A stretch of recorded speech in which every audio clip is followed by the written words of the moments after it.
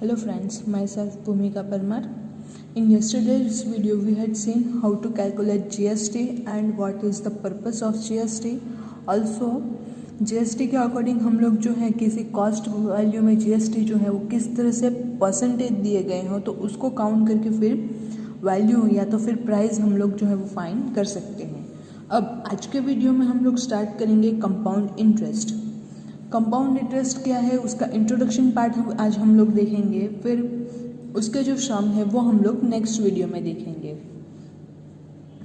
You might have come across statement like, आप लोग जो है वो इस तरह के स्टेटमेंट से वाकिफ होंगे, आप लोगों ने कहीं ना कहीं पे सुना होगा 1 year इंटरेस्ट फॉर एफडी यानी कि फिक्स डिपॉजिट। तो फिक्स डिपॉजिट का 1 साल का इंटरेस्ट जो है वो in the bank at rate, ये जो है एट द रेट, इसका मतलब होता है एट द रेट 9% पर एनियम, यानी कि 1 साल में फिक्स डिपॉजिट के ऊपर बैंक में जो अगर हम लोग पैसे जमा करवाते हैं तो हम लोगों को 9% जो है वो रेट मिलता है।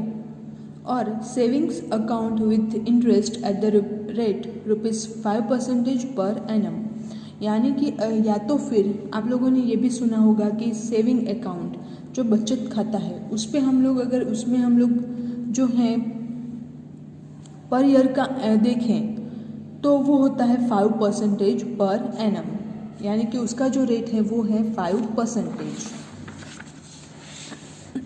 अब सबसे पहले हम लोग जो है वो इंटरेस्ट क्या है उसके बारे में देखते हैं। Interest is the extra money paid by institutions like banks or post offices on money deposited. Interest जो है वो एक्स्ट्रा मनी यानी कि ज़्यादा मनी हम लोगों को देते हैं, कौन सी पेड बाय इंस्टीट्यूशंस, यानी कि मनी जो है कुछ संस्थाएं ऐसे हैं जो हम लोगों को ज़्यादा पैसे देती हैं, जैसे कि बैंक है, पोस्ट ऑफिस हैं। तो जो मनी हम लोगों ने डिपॉजिट करवाए हैं उनके यहाँ हम लोगों ने जो हमारे पैसे रखे हैं, तो वो जो पैसे हम लोगों ने रखे हैं तो वो रखने पर हम लोगों को वो लोग जो है वो कुछ इंटरेस्ट देते हैं, कुछ मनी ज़्यादा देते हैं, उसको हम लोग बोलते हैं interest. Interest is also paid by people when they borrow money. अगर हम लोग किसी ये जो है तो जो हम लोग जिसको गुजराती में हम लोग बोलते हैं ब्याज, हिंदी में बोलते हैं ब्याज, तो वो जो हम लोगों को कभी कभी हम लोग जो है वो दूसरी इंस्टीट्यूशन से बैंक एंड पोस्ट के अलावा भी हम लोग जो है वो पैसे जो है वो लेते हैं, उनसे मनी बोरो करते हैं, मनी लेते हैं, मनी मांगते हैं, तो उनके ऊपर हम लोगों को इंटरेस्ट जो है वो पे करना होता है। We already know how to calculate simple interest, तो हम लोग ये सब जानते हैं। सिंपल इंटरेस्ट जो है वो हम लोग किस तरह से फाइंड करते हैं वो हम लोग जानते हैं। एक एग्जाम्पल है, example 10, a sum of ₹10,000 is borrowed at a rate of interest 15% per annum for 2 years। Price यानी सम जो है, रुपये जो है वो है ₹10,000, रेट यानी कि आज जो है वो है 15%, एनम फॉर 2 years, 1 साल का 15% जिसका इंटरेस्ट हो, ऐसा इस रेट पे ₹10,000 जो है वो 2 साल के लिए लिए जाते हैं, बोरोड यानी कि हम लोग लेते हैं। Find the simple interest on this sum and the amount to be paid at the end of 2 years। तो हम लोगों को जो है सिंपल इंटरेस्ट के अकॉर्डिंग जो है फाइंड करना है कि 2 साल के बाद हम लोगों को कितने रुपए जो हैं वो वापस देने होंगे। सो 10,000 रुपीज़ पर इंटरेस्ट जो है वो चार्ज होता है 15%, यानी कि 100 रुपीज़ पर अगर 15 रुपीज़ चार्ज होता है, जैसे हम लोग स्टेप लिखते हैं 15% है। अब परसेंटेज को हम लोग किस तरह से कन्वर्ट करेंगे वो हम लोगों ने देखा है। सो अगर 100 रुपीज़ हों तो हम लोगों को 15 जो रुपीज़ हैं वो देने होते हैं। जब हम लोगों के पास 10,000 रुपीज़ देने हो तो हम लोगों को कितने रुपए जो है वो वापस देने होंगे। तो 10,000 इन दोनों का क्रॉस वाला जो है उसका मल्टीप्लिकेशन एंड सेम लाइन वालों का division. So 10,000 into 15 divided by 100। सो हम लोगों को जो है 0 0 कैंसिल आउट हो जाते हैं। 100 इंटू 15 यानी कि 1,500 रुपीज़ जो है सिर्फ इंटरेस्ट मिलता है। अब ये जो है वो 1 ईयर का हम लोगों को इंटरेस्ट मिलता है 1,500 रुपीज़। हम लोग तो दो साल के लिए 2 इयर्स के लिए ये पैसा ले रहे हैं। सो इसको हम लोगों को जो प्राइस है इसको दुगना करना होगा। सो 1,500 इंटू 2 यानी कि 3,000 रुपीज़। तो हम लोगों को 2 साल के बाद ये जो है इसमें ये 1,500 रुपीज़ जो है वो 1 ईयर का है।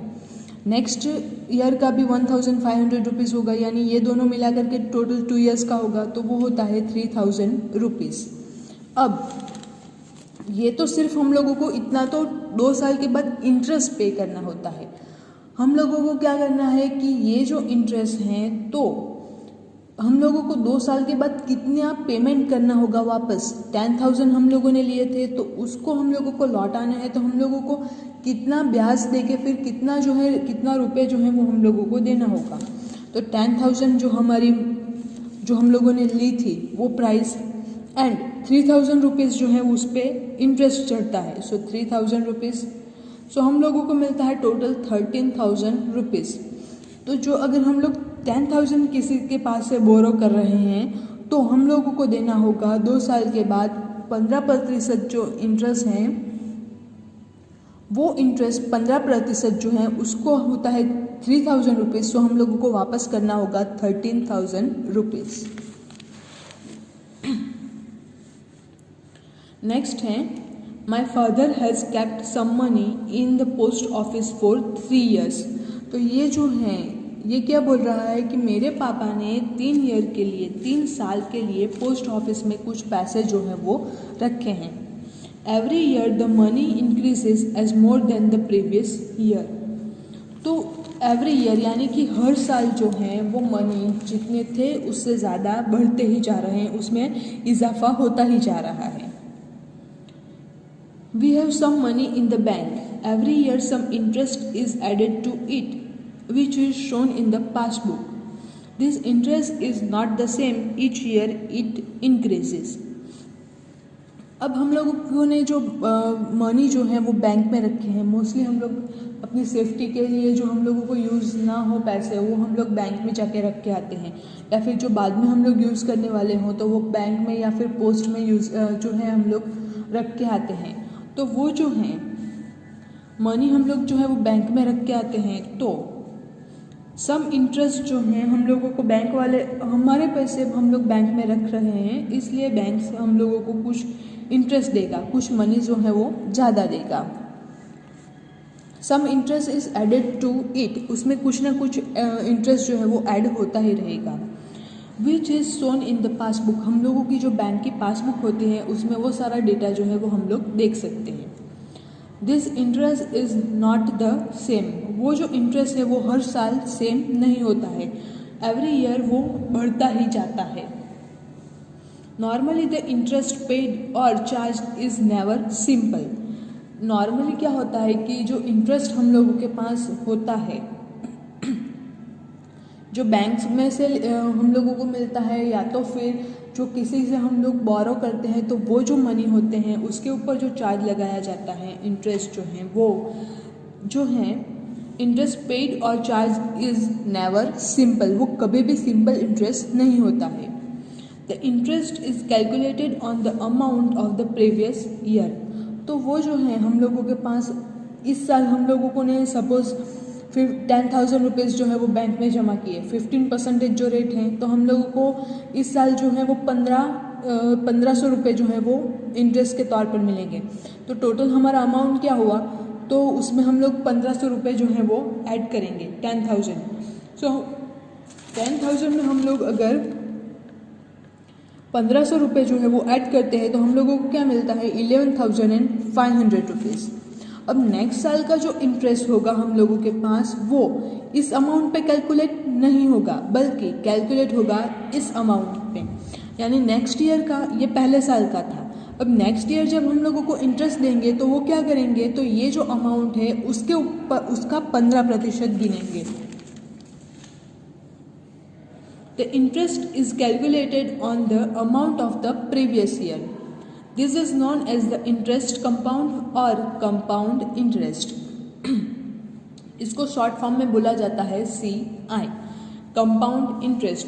तो जो हम लोगों ने एक बार इंटरेस्ट लगाया, फिर उसका जो प्राइज मनी आया, जो उसका जो मनी है उसी के ऊपर हम लोग दूसरे साल का रेट जो है वो लगाएंगे, या तो फिर हम लोगों को देना हो या तो फिर हम लोगों को लेना हो, जो भी पोजीशन हो। तो वो उस टाइप के जो रेट है उसको हम लोग बोलते हैं कंपाउंड इंटरेस्ट, यानी कि CI। अब नेक्स्ट वीडियो में हम लोग जो है कंपाउंड इंटरेस्ट जो है इसके एग्जाम्पल किस तरह से कैलकुलेट करेंगे एंड किस तरह से फाइंड आउट करेंगे, तो वो हम लोग अपने नेक्स्ट वीडियो में देखेंगे। Thank you.